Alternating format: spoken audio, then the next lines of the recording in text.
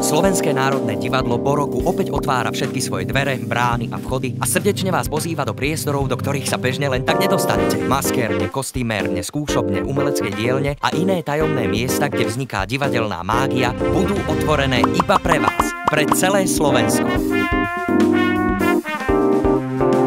Milí diváci z Trenčianskeho kraja, keďže som vaša krajanka, srdečne vás pozývam na Deň otvorených dverí do Slovenského národného divadla, ktorý sa uskutoční v septembri.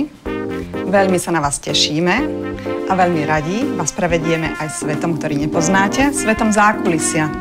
A keďže ja som zástupkyňa baletu, tak vás srdečne pozývam aj na baletnú sálu, kde vám prevedieme kúsok z nášho umenia.